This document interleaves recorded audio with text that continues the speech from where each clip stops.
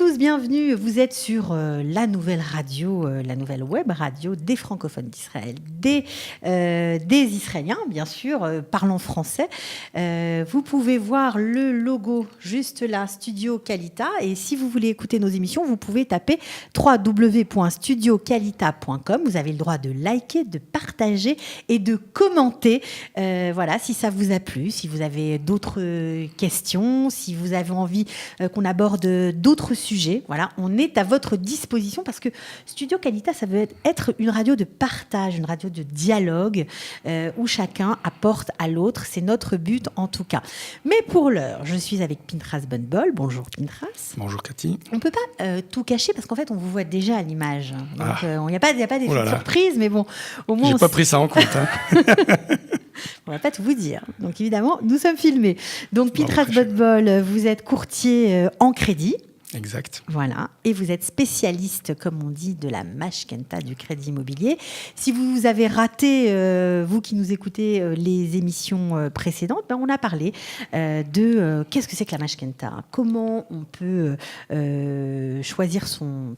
En tout cas, on a décrit les taux d'intérêt qui existent pour prendre une mashkenta. Mais aujourd'hui, on va parler de comment on choisit sa mashkenta. Voilà. Est-ce que ça nécessite du temps? Est-ce que ça nécessite beaucoup d'analyse pour éviter de faire des bêtises et le payer cher tous les mois parce que le remboursement n'est pas adapté, parce qu'il est trop élevé, parce qu'il ne correspond pas à nos besoins réels. Voilà, donc comment on choisit sa mashkenta, Pinchas Benbol? Il vaut mieux se préparer à l'avance, c'est-à-dire quelqu'un qui a un projet immobilier, le mieux c'est d'envisager déjà le crédit, de présenter un dossier à une banque.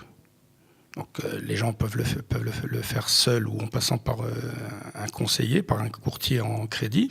Est-ce que d'abord il y a des francophones dans toutes les banques, les grandes banques d'Israël? Dans la plupart des grandes banques d'Israël, il y a des employés qui sont francophones et qui parlent français. Et qui s'occupent des mashkenta? Bien sûr, dans les services de mashkenta, dans les services de crédit immobilier. Les banques ont bien vu le mouvement, la Aliyah de France, et ils ont compris, comme c'était arrivé il y a plusieurs années avec les Russes, qu'ils ont tout intérêt à avoir des employés francophones qui parlent français. Oui, il faut préciser. Maintenant, ce sont sans aucune arrière-pensée, ce sont des employés de la banque. D'accord, donc il faut quand même préciser que 20 000 francophones sont arrivés ces 3 dernières années. C'est un chiffre absolument énorme, on peut le dire. Voilà. Le Ham Israël revient chez lui et on entend parler français dans toutes les rues d'Israël, dans toutes les grandes villes, et ça fait chaud au cœur. C'est vrai. Alors donc revenons à nos moutons, comme on dit. Donc comment on choisit sa mashkenta? Vous nous avez parlé, vous nous avez décrit la dernière fois tous les taux d'intérêt. Alors qu'est-ce qu'on fait? Comment on la rassemble cette mashkenta? Alors je voudrais quand même préciser. Au niveau du dossier lui-même, il n'y a rien de particulier, il n'y a rien de compliqué. Je pense que c'est comme en France. La banque va demander des pièces d'identité. Donc pour des Israéliens, il y a la Théodat Zéhout. Pour des étrangers, 2 pièces d'identité, le passeport et une deuxième pièce d'identité. Les revenus mensuels. Donc ça peut être les fiches de paye, les avis d'imposition et des relevés de compte en banque des 3 derniers mois. Tout simplement. Tout simplement. Là-dessus, la banque va décortiquer le dossier. Qu'est-ce qui bloquerait à l'analyse du dossier? L'analyse du dossier, c'est d'abord sur les relevés de compte en banque. Il faut espérer qu'il n'y a pas de rejet, il n'y a pas de manque de provision, de chèques impayés, des choses donc comme ça. Ça veut dire qu'un compte où il y aurait des chèques rejetés, des impayés, des prélèvements non honorés, c'est pas la peine d'espérer un prix. Ou alors ça va être très très dur, ça va être un combat avec la banque, il faudra expliquer, il faudra trouver les raisons, mais bon, c'est du quasiment impossible, même pour les Israéliens. Donc ça c'est fondamental, c'est important. Il faut avoir un compte en banque qui fonctionne de façon la plus claire et la plus correcte qui soit. Et ensuite, le calcul que la banque va faire, elle va tenir compte de ça, d'un loyer si vous vivez dans une location. Si vous êtes propriétaire, elle va tenir compte aussi d'un crédit éventuellement que vous avez pour retirer ça entre guillemets de votre revenu mensuel. Et ensuite, elle sera a priori prête à vous donner un crédit de façon à ce que le remboursement mensuel ne dépasse pas 1/3 de votre revenu mensuel. Ok. Voilà. Donc après l'analyse du dossier... Après l'analyse du dossier, il faudra que le remboursement du crédit que vous demandez ne dépasse pas, en gros, 1/3 de votre revenu mensuel. Alors pour revenir à la composition de la mashkenta, comment ça doit se passer? C'est 1/3, 1/3, 1/3? c'est la formule la plus intelligente par rapport au prime, au taux. Oui, c'est la formule qui est imposée. C'est la formule qui est imposée il y a plus aujourd'hui. de choix, Ah oui, c'est une loi de la Banque d'Israël. C'est imposé aux banques. Ils n'ont pas le choix. Ils sont obligés de vous donner, comme je l'ai dit, maximum 1/3 en taux variable et minimum 2/3 du montant du crédit en taux fixe. Les 2/3 qui sont en taux fixe, on peut les mixer avec, comme je l'ai dit tout à l'heure, ou la dernière fois, taux fixe indexé à l'inflation, taux fixe non indexé. Donc ça, c'est très strict, c'est imposé par la Banque d'Israël, il faut jouer avec ça. Voilà. Maintenant, je sais que les Français aiment bien le taux fixe, et des fois ils ont peur de prendre même le tiers que l'on peut avoir en taux variable, ils ont peur. Moi, personnellement, je leur explique, je les laisse choisir, mais dans ce cas particulier, je les pousse à le prendre, parce qu'il faut bien comprendre ce que ça veut dire. Sur un taux fixe, on va être sur des taux qui sont 3,5, 4, 5, voire 6%, alors que sur les taux variables, on va être à 1,2, 1,3, 1,4, on va dire jusqu'à 2, 2,5.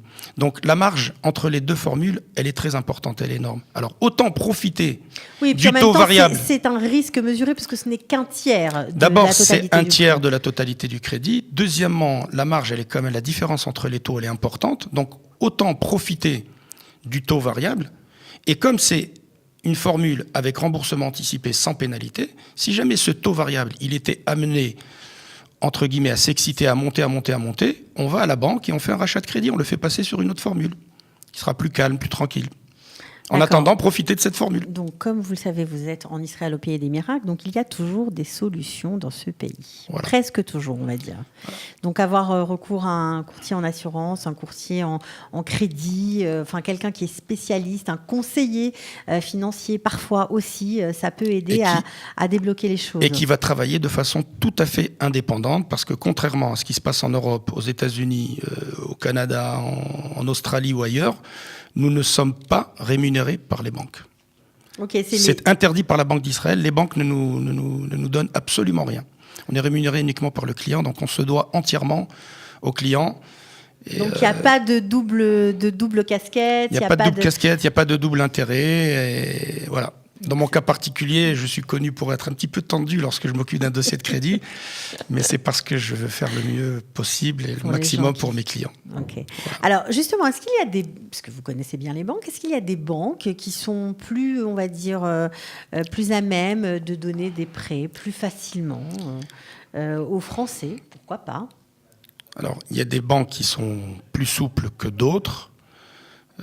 En fonction de la population qui demande le crédit, c'est-à-dire est-ce que c'est un Israélien qui vit en France, qui vit en Israël et qui travaille en Israël, quelqu'un qui a fait Salia, ou est-ce que c'est quelqu'un qui est français ou même qui a une Théoudat Zéhout, qui est israélien mais qui travaille à l'étranger, qui travaille en France, dont les revenus sont à l'étranger. Ça fait peur quand on travaille à l'étranger. Oui.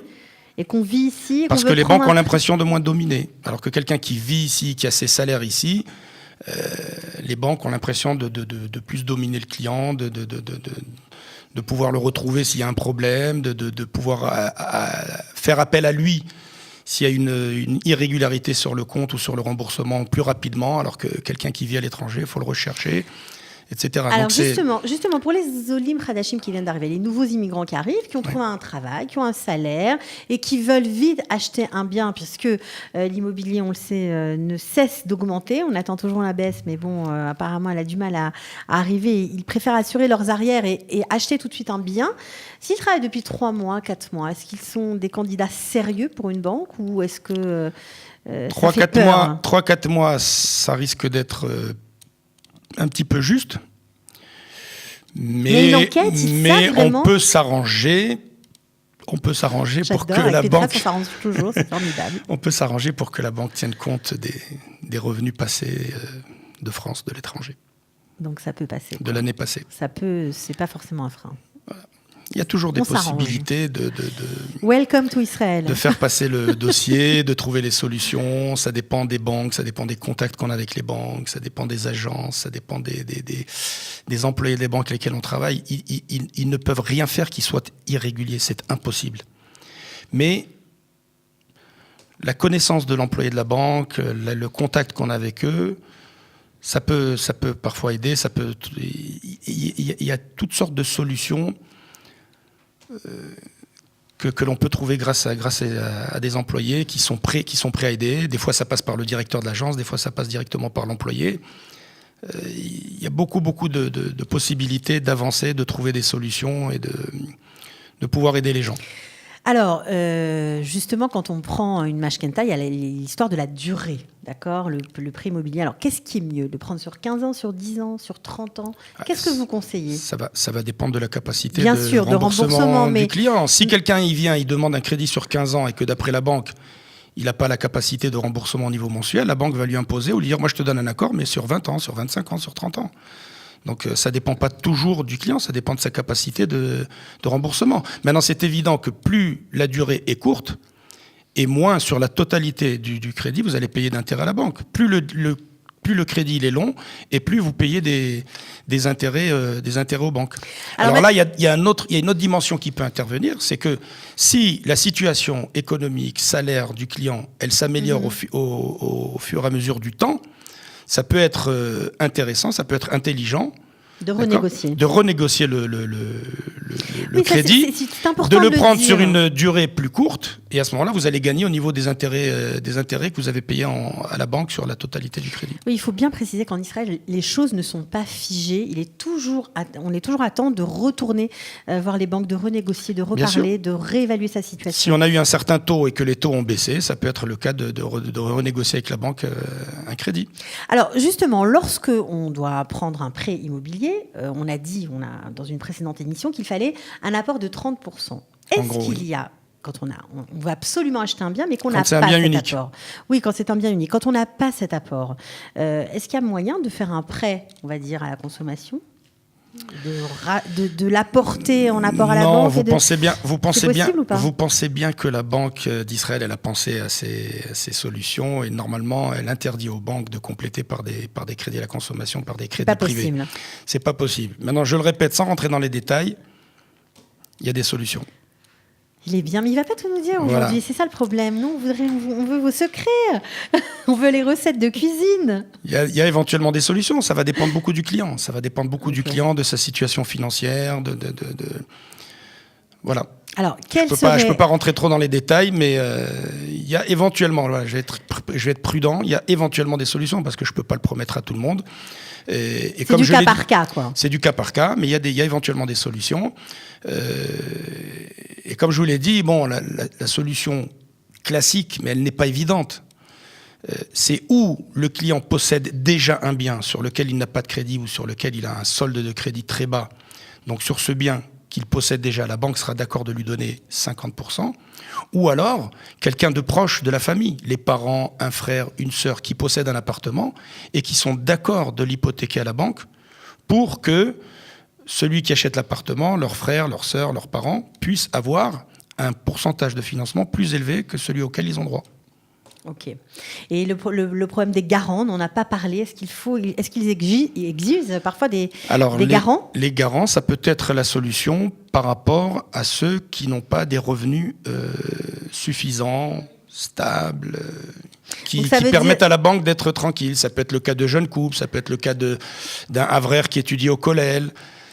Voilà. Donc là, la banque peut en effet exiger un garant qui soit simplement, entre guillemets, un garant qui va être une garantie supplémentaire pour la banque. Qui ne nécessite pas un gros salaire, d'avoir un gros salaire mensuel. Pas nécessairement, okay. Mais ça sera un supplément pour la banque, donc elle va associer les deux. Et si c'est vraiment problématique, la banque risque de demander que le garant soit ce qu'on appelle Arev Tomer, c'est-à-dire que le garant va lui aussi participer au remboursement, à une partie du remboursement mensuel tous les mois. Oui, donc là, c'est vraiment, il faut un proche garant, on va dire. Il faut un proche garant, un frère, une sœur, les parents, en général, c'est ça, voilà. C'est comme ça que ça marche. Oui, exactement. Ok. Mais c'est aussi une possibilité qui existe. Vous avez un conseil à nous donner si on veut, on s'apprête à prendre une Mashkenta prochainement? Ce que j'ai envie de dire, c'est que ça paraît laborieux. D'accord. On dirait le parcours du combattant, franchement. Exactement. Vous nous avez déprimés d'ailleurs, Pinchas Botbol. C'est pour ça que j'essaye souvent de ne pas trop rentrer dans les détails, parce que c'est beaucoup de choses en même temps et ça peut décourager. Mais je pense qu'il faut faire le pas. Il faut aller vers l'achat d'un bien. Ceux qui ont fait leur aliyah, je ne vais pas leur dire c'est bien d'avoir fait l'aliyah parce que c'est une mitzvah et c'est très important de venir s'installer en Israël. Mais sincèrement, je pense que faire appel à quelqu'un qui va prendre son temps, qui ne va pas être sous pression comme un employé de banque, et qui va prendre le temps de vous expliquer, de vous accompagner, parce que la dernière chose que je peux essayer de dire, c'est très important, c'est que une fois qu'on a eu l'accord de la banque, une fois que la personne elle a acheté le bien, il faut savoir que la partie administrative, toute la partie administrative qui va permettre à la banque de prendre son hypothèque sur le bien, d'arriver au stade où elle demande au client de signer pour pouvoir libérer les fonds, elle est hyper laborieuse. Et là, je n'exagère pas. C'est de l'administratif, c'est très compliqué, c'est casse-tête. On a affaire à beaucoup d'intermédiaires. C'est pas du tout comme en France où le notaire gère tout. Ça n'a rien à voir. Il faut faire une expertise du bien, il faut s'occuper des inscriptions au cadastre pour les hypothèques, il faut courir à droite à gauche, il y a les assurances à prendre, etc. Mon travail consiste à centraliser toute cette procédure, d'accord, qui, de mon point de vue, me paraît être la plus compliquée dans tout ce qui concerne la procédure d'achat d'un bien, avec l'aide d'un agent immobilier, avec l'aide d'un avocat, etc. Oui, je pense que la partie bancaire est vraiment la plus compliquée et la plus laborieuse. Et il faut voir le... On peut se faire aider, quoi, tout simplement. Voilà. Exactement. Et bien, merci beaucoup, Pinchas Botbol, pour... Avec plaisir. Voilà, pour nous avoir éclairé sur comment marche une mashkenta, qu'est-ce que c'est qu'un prêt immobilier. Voilà, c'était Israël, comment ça marche. Merci beaucoup. Pinchas, si on veut vous joindre, si on est resté sur peut-être un goût de trop peu, si on veut vous parler. Alors, je rappelle mon numéro, 054 666 15 75. Merci à vous. Merci Pinchas Botbol, à bientôt.